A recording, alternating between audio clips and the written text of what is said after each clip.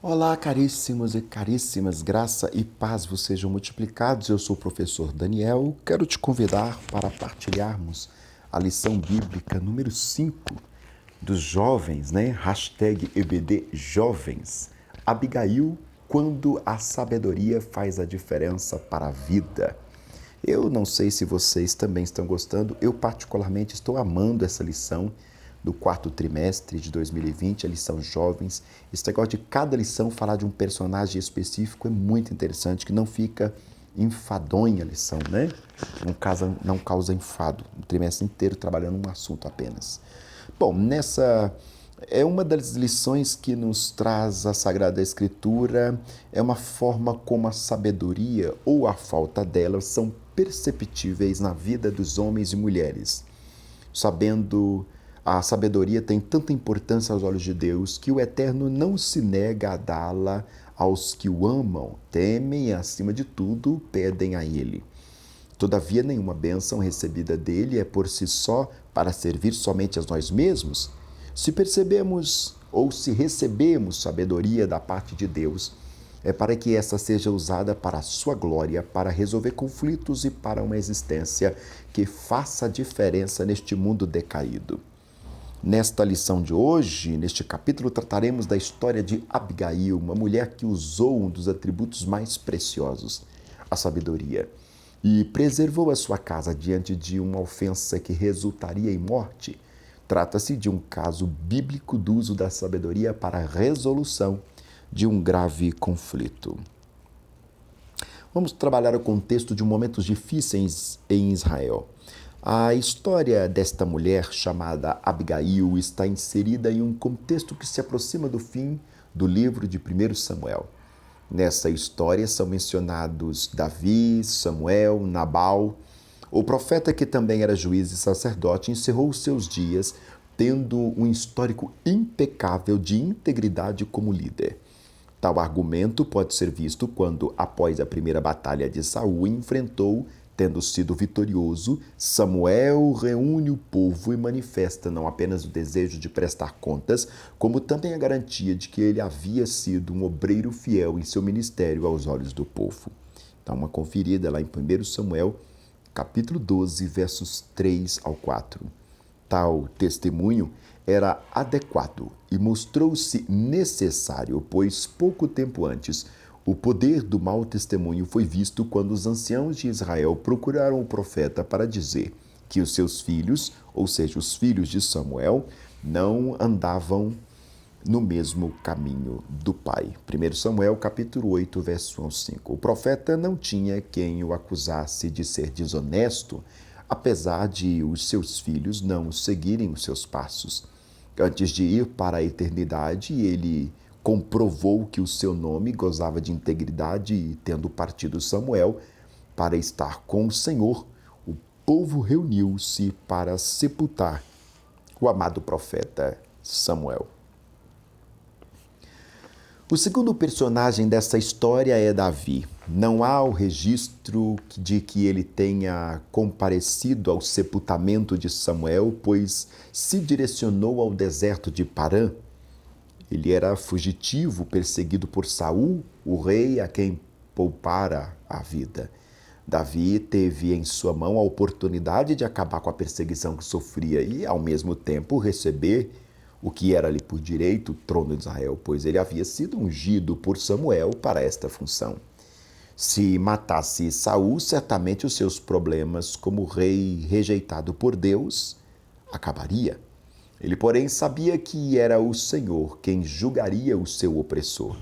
Davi era um fugitivo, passou tempo separado dos seus familiares, ficou cercado de pessoas desgostosas com a sociedade e até foi ameaçado dia e noite pela espada de Saul. Ainda assim, não perdeu o temor a Deus. Ele sabia que somente o Senhor, no seu devido tempo, pagaria a Saul pelas suas maldades. O cenário pode ser pintado desta forma. Um homem de Deus, Samuel, morre. Um rei rejeitado ainda está no poder, Saul. e o novo rei escolhido por Deus está sendo caçado. Isso mesmo. É nesse contexto que Abigail é apresentada nas Escrituras. Vejamos. Se as coisas iam aparente mal para Davi no aspecto político, para um homem chamado Nabal, elas aparentemente iam bem no aspecto financeiro. A palavra de Deus, antes mesmo de falar de Abigail, fala do seu esposo. Nabal vivia em Maom e tinha propriedades no Carmelo. Esses lugares estavam em torno de 2 quilômetros um do outro. Ele era rico. 1 Samuel 25:12 confirma isso. A escritura realça que Nabal tinha 3.000 ovelhas, 1.000 cabras, ou seja, um rebanho realmente generoso que aumentava naturalmente a cada ano quando se reproduziam os animais. Toda a riqueza de Nabal não o tornou um homem sábio. A Bíblia chega a registrar que o seu comportamento era grosseiro e mau. A descrição que a Bíblia fala de Nabal é a representação de um contraste. Ele era um homem duro e maligno nas obras. 1 Samuel 25:3. O contraste é demonstrado quando a Escritura diz que Nabal era descendente de Calebe, amigo de Josué, no evento da espionagem da Terra Prometida. Lembra disso? Essa última descrição lança um peso sobre Nabal, pois ele vinha de uma linhagem de um homem de fé. Isso mesmo. Um ex-escravo que foi livre por Deus e que confiou na promessa do Eterno para entrar na Terra Prometida. Da mesma forma como Josué e Calebe recebeu a garantia de que o Senhor preservaria a sua vida para que ele entrasse na tão sonhada Terra Prometida, Calebe foi um homem que creu no Senhor e, de fato, como registra a Escritura claramente, agiu de acordo com a sua fé e a lei de Deus. Nabal, o seu descendente, não era somente tolo, o seu proceder era mau e isso lhe refletia nas suas relações pessoais. Bom, pelo seu comportamento ele agia como se Deus não existisse. Nada parecido com os crentes dos dias de hoje, imagina. Que isso? Ele não contava que um dia ele mesmo seria julgado pelas suas obras más, grife isso, e também pelo próprio Deus. Outra observação a ser feita é que tolice não escolhe condição social, estado civil ou sexo da pessoa. Nabal era um homem reconhecidamente próspero, só que a sua prosperidade não fez dele um homem sábio e tratável. O exemplo de Nabal ensina-nos que os filhos ou os netos podem escolher não seguir os exemplos dos seus antepassados, pais e avós. Vergonhosamente, ele não herdou nem cultivou de Calebe o temor do Senhor. Nabal era um homem rude, grosseiro, mal agradecido. Sobre Nabal, Joséfo, aquele autor que eu não gosto muito de comentar, mas faz parte do contexto que onde o autor da lição inclui, então eu vou grifar, comenta. Um homem chamado Nabal, dos pais dos Zifenianos, morava neste tempo na cidade de Maom e era rico principalmente em rebanhos. Tinha 3.000 carneiros e 1.000 cabras. Davi proibiu terminantemente aos seus soldados tocarem qualquer coisa que pertencesse a esse homem, por mais que fossem as necessidades, ou sobre qualquer pretexto, porque ele sabia que não se pode tomar os bens alheios sem falar ou sem faltar aos mandamentos de Deus. E assim fazendo, julgava que agradecia a um homem. De 62. Os bons e os maus exemplos, bem, que mereciam suas homenagens, mas Nabal era um bruto de mau caráter, um homem cruel. Sua mulher, ao contrário, de nome Abigail, era gentil, prestigiosa, virtuosa e, além disso, extremamente bela. Quando Nabal foi tosquear as ovelhas, Davi enviou 10 dos seus para saudá-lo, desejar-lhe toda sorte de prosperidade por muitos anos e rogar-lhe que o ajudasse com alguma coisa para a subsistência dos seus homens. pois podia informar-se com os dos guardas do rebanho deste que estava no deserto. E isso havia muito tempo. Nem ele nem seus homens lhe havia causado o menor prejuízo. Ou seja, aí é uma troca de favores. Poderia até dizer o contrário, isto é, que ele os havia conservado. E Nabal agora, obsequiando-o, faria bem a um homem muito grato. Quem não quer, né? O puxa-saquismo está presente em qualquer lugar.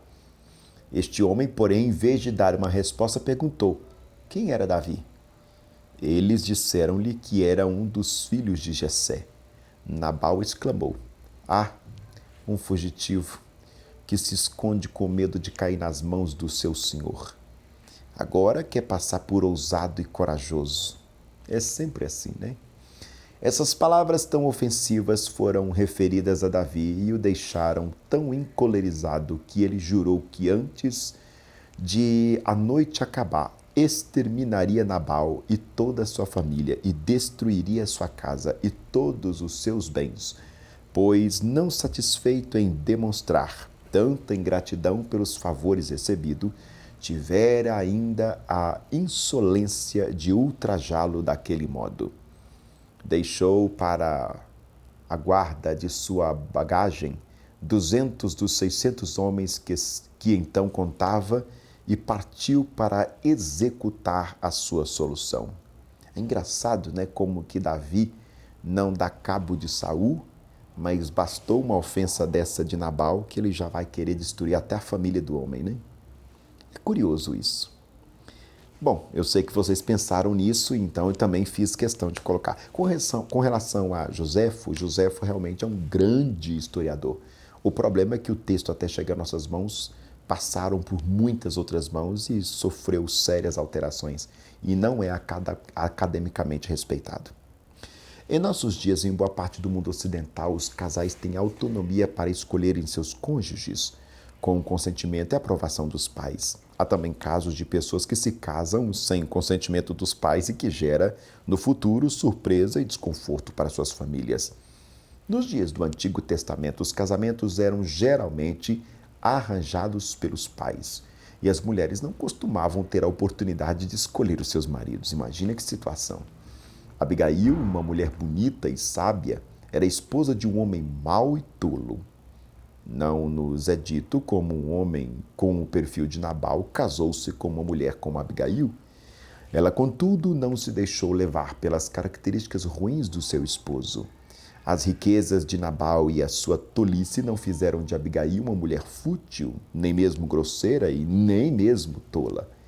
Ela manteve-se sábia a ponto de saber como agir diante do problema criado pelo seu marido. Da mesma forma como o comportamento de Nabal não tomou Abigail grosseira, e a sabedoria e a gentileza desta mulher belíssima não tornaram Nabal um homem sensato e misericordioso. Nem sempre conviver com pessoas sábias traz sabedoria para quem não deseja mudar e aprender a ser melhor. Abigail também é descrita como uma mulher bela.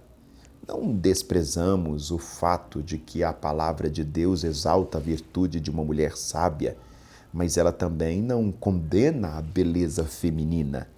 E Abigail é um exemplo claro deste fato. Vamos trabalhar agora um pouco a respeito da ingratidão e as suas consequências. Ingratidão, né? Diz um famoso pregador que é o único pecado que não tem como justificar. Bom, enfim, no Oriente Médio e em outros lugares onde a criação de ovelhas faz parte da economia local, a época da tosquia era um momento gratificante. Toda a lã que cresceu nos animais é retirada. Os donos dos rebanhos conseguem mensurar os lucros que terão com essa tosquia. Foi nesse momento alegre que, de acordo com a Bíblia, Nabal chegou para acompanhar os trabalhos. O momento tornou-se de festa, de alegria, propício à generosidade e, inclusive, à misericórdia. Mas Nabal, esse nome mesmo que significa tolo, vai demonstrar o motivo pelo qual era assim conhecido. A saber que Nabal estava tosqueando as suas ovelhas e, celebrando o momento, enviou Davi 10 jovens e disse aos jovens: Subi ao Carmelo e, indo a Nabal, perguntai-lhe em meu nome como ele está. E assim direis àquele próspero: paz que tenhas, e que a tua casa tenha paz, e tudo que tenhas tenha paz. Agora, pois, tenho ouvido que tens tosqueadores. Ora, os pastores que têm estiveram conosco, agravo nenhum lhes fizemos, nem coisa alguma lhes faltou todos os dias que estiveram no Carmelo.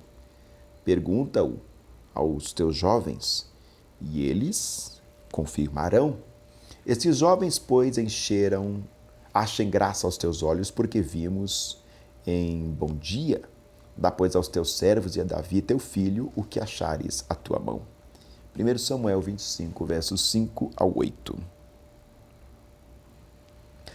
Graças a Davi, Nabal não tivera despesas para proteger os seus pastores e seu gado.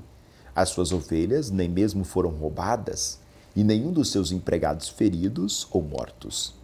O seu patrimônio não havia sido afetado pela presença dos homens de Davi.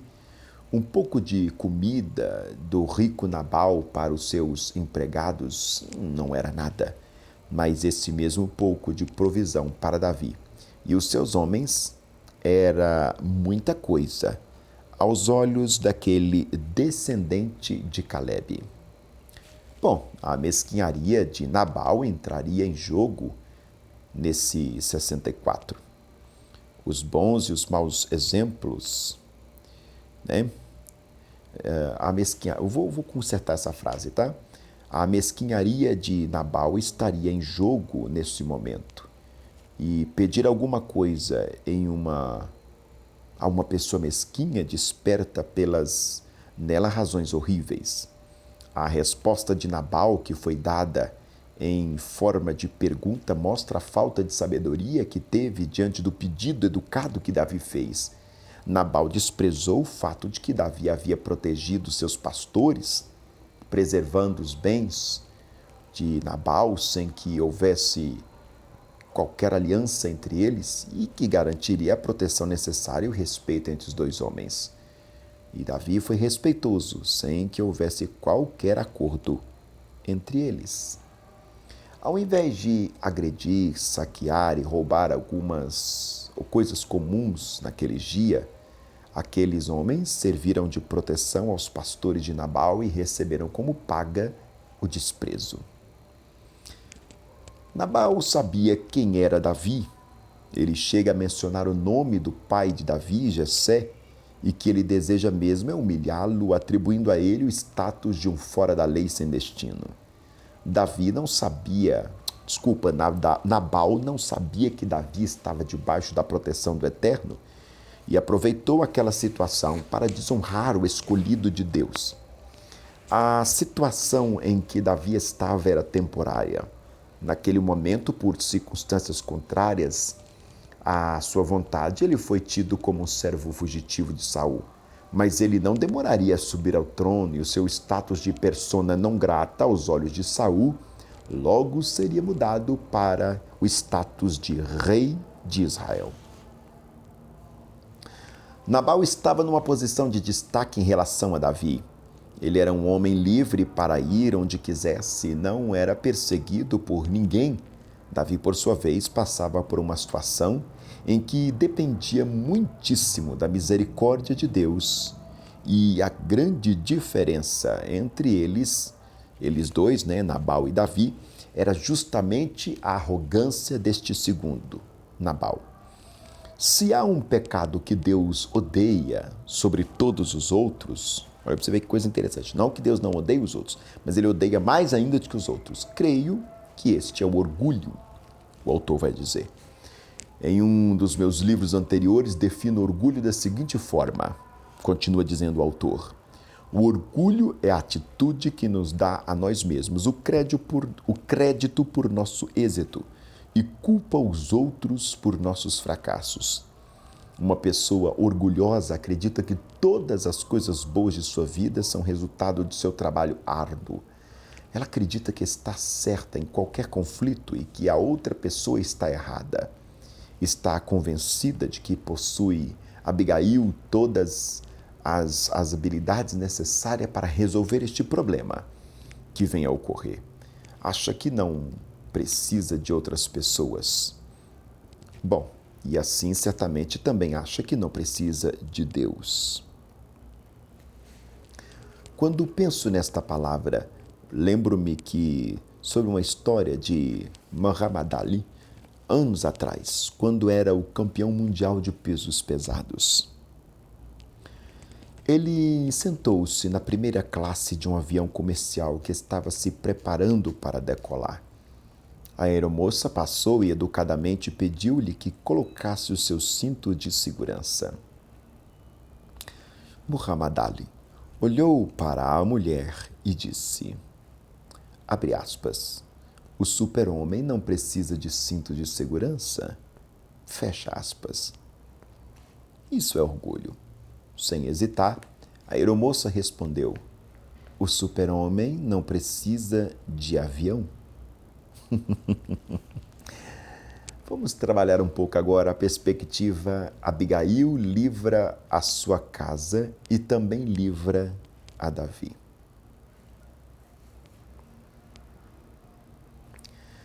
Caríssimos e caríssimas, Abigail é notificada de que um grande mal está por vir. O mensageiro testifica que Davi e os seus homens jamais lhe perturbaram. Todavia, aqueles homens têm nos sido muito bons e nunca fomos agravados deles, e nem nos falou ou faltou em todos os dias que conversamos com eles quando estávamos no campo. De muro em redor nos serviam, assim de dia como também de noite, todos os dias que andamos com eles, apacentando as ovelhas. É o que registra 1 Samuel 25, versos 15 e 16. Mas de acordo com a resposta de Nabal, a ira de Davi é acesa e a morte já ronda a casa de Abigail. Abre aspas. Ora, pois agora e vê o que hás de fazer, porque já de todo determinado está o mal contra o nosso amo e contra a sua casa. E ele é um tal filho de Belial que não há quem possa lhe falar. 1 Samuel 25, 17. O empregado de Nabal não gastou tempo em uma conversa sem propósitos. Ele falou que Davi e seus homens serviram de proteção quando eles cuidaram do rebanho e advertiu que a casa de Nabal estava condenada pelo fato de o seu líder não reconhecer a grandiosa generosidade de Davi. Nabal não fora apenas deselegante para com Davi e os seus homens, ele também agiu como um homem maligno, negando comida que havia de sobra na festa. As pessoas que o ajudaram, imagina como é que você pode negar ajuda a alguém que já te ajudou. É interessantíssima essa lição, sobretudo na perspectiva da ingratidão. Você ajuda e não é ajudado. Vamos lá.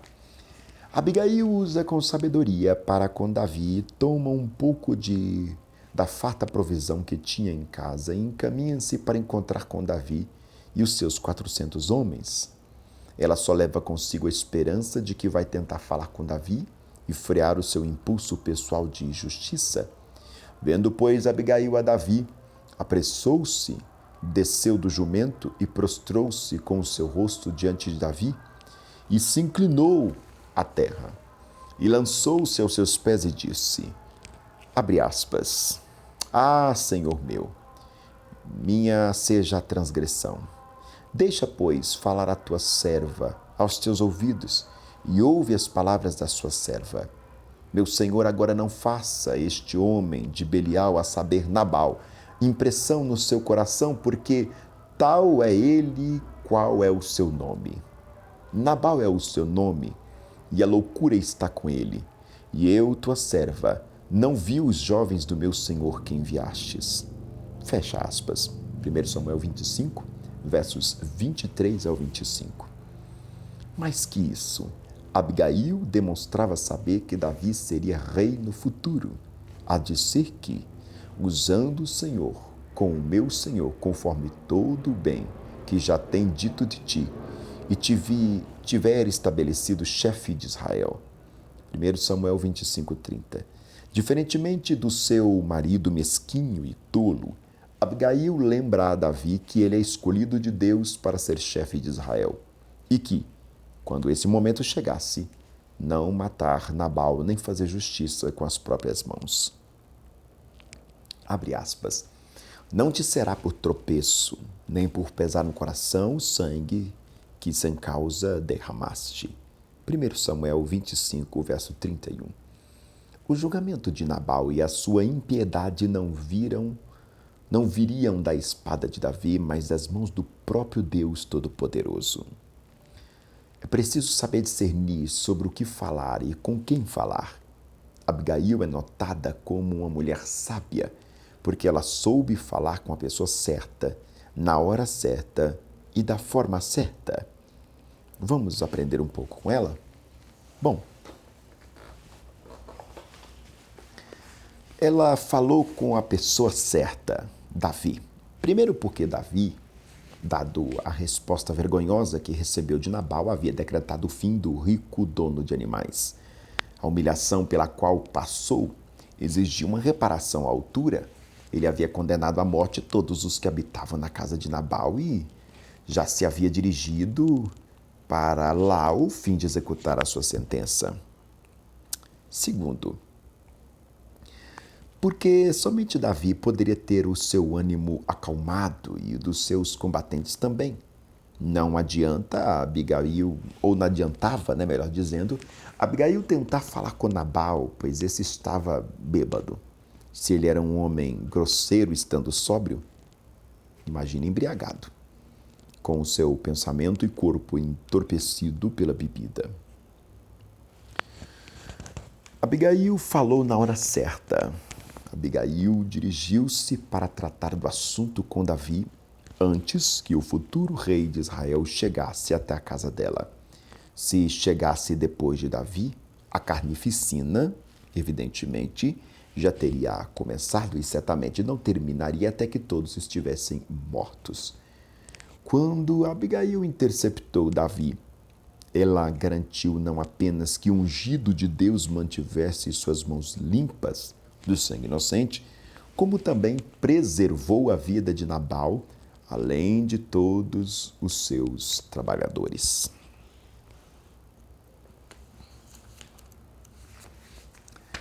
Ela falou de forma certa. Se Davi precisava de alimentos para si e para os seus combatentes, esses alimentos seriam dados a eles. Sem comunicar ao seu esposo, Abigail separou provisões para Davi e dirigiu-se a ele com humildade, rogando perdão para o marido e apresentando alimentos para serem repartidos. Abigail proveu aquilo que Nabal negou a Davi. Abigail trouxe a solução para aquele conflito, não apenas com bonitas palavras ou mesmo palavras sábias, mas com palavras e atitude de generosidade, diferentemente da atitude de seu esposo Nabal, sendo a sabedoria dela que lhe garantiu a vida. A ofensa de Nabal foi reparada não apenas com palavras, mas também com os alimentos que ele negara a Davi. Vamos estudar um pouco a respeito do fim de Nabal, que já dá para imaginar, não vai ser nada honroso.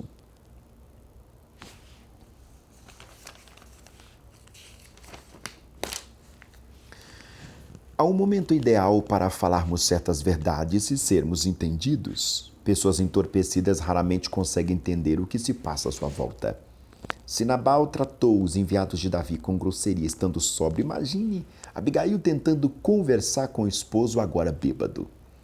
De maneira inteligente, Abigail não falou nada com seu esposo, até ele, Nabal, estar sóbrio. Quando a sobriedade de Nabal retomou, Abigail contou o ocorrido a ele. Não parece que Nabal estava esperando uma notícia dessas. Talvez porque estivesse acostumado a ser grosseiro com as outras pessoas e não houvesse ninguém que decidisse tomar as dores das grosserias dele. Ou seja, devia ser um comportamento normal vindo deste homem. A arrogância de pessoas como Nabal impede que elas percebam que as suas palavras grosseiras pode custar a vida. Por isso, a sua reação foi ficar paralisado. Ele não podia fazer nada. Davi tinha homens e armas. Nabal, pelo relato bíblico, é um homem de negócios, não um soldado, nem mesmo um combatente. Passados alguns dias, o próprio Deus julgou Nabal e matou-o. Bom, matou-o entre aspas, né? Eu, particularmente, não acredito que Deus mata ninguém. Deus é Deus de vida, né? Enfim, mas isso é discussão para outro momento, não agora. Estou apenas recomendando o que o autor nos prescreve. A história sagrada mostra o fim de Nabal, não só o fim de Abigail. O futuro rei de Israel convidou a viúva para ser a sua esposa e ela aceitou a oferta. É preciso notar igualmente a forma como o Senhor teve misericórdia de Davi. Em um relato próximo ao outro, Davi vê-se prestes a derramar sangue dos seus inimigos. No primeiro caso de Saul, Davi teve o discernimento de não matar o rei. No segundo caso de Nabal, Davi foi preservado pela interferência de Abigail. Ela, de fato, foi usada por Deus para reter Davi. Caríssimos e caríssimas, se precisarmos de sabedoria, a recomendação do apóstolo Tiago é que peçamos a Deus. E se algum de nós tem falta de sabedoria, peça a Deus, que a todos dá liberalmente e não lança em rosto, e ser-lhe-á dada. Peça-a, porém, com fé. Não duvidamos, porque o que duvida é semelhante à onda do mar, que é levada pelo vento, lançada de uma parte para outra. Não pense tal homem que receberá do Senhor alguma coisa. Tiago, capítulo 1, versos 5 ao 7. Aprendemos com esse belíssimo texto que nenhum servo de Deus tem desculpa para não ser sábio. Se alguém tem falta de sabedoria, deve pedir a Deus. Deus é quem dá a sabedoria. Ele não lança no rosto do presente que lhe deu, né? Não lança em rosto, ou seja, não joga na cara, como a gente costuma falar. Deus garante que dará sabedoria a ele se nós pedirmos a ele. O requisito para pedir sabedoria não é somente a certeza de que precisa dele, mas sim o ato de pedir com fé. Se uma pessoa pede sem fé, não receberá do Senhor nem sabedoria, nem coisa alguma. O princípio vale para as duas coisas. Vamos partir para a conclusão da nossa lição. A sabedoria e a tolice fazem a diferença ao seu tempo. Podemos ser pessoas que escolhem ser sábias e aprenderão com isso, ou podemos ser estigmatizados por escolhermos ser... Oh, palavra dura, hein? Escolhermos ser pessoas que não aprendem a usar a sabedoria, ainda que o Senhor garanta que nos concederá, se a pedirmos. Também é preciso lembrar que as palavras de uma pessoa podem selar o seu destino e o destino, inclusive, de suas famílias. Nabal não perdeu a sua vida porque Abigail interveio. As pessoas daquela casa foram salvas, mas porque Nabal morreu depois de quase 10 dias. 1 Samuel 25, verso 38. Caríssimos e caríssimas, o autor sugere que sejamos sensíveis à voz do Espírito Santo e guardemos em nossas mentes, em todos os nossos momentos. Deus abençoe a sua vida. Deus abençoe a sua casa, a sua família. Deus abençoe a sua mente com inteligência. Deus abençoe a sua turma de Escola Bíblica Dominical. Obrigado.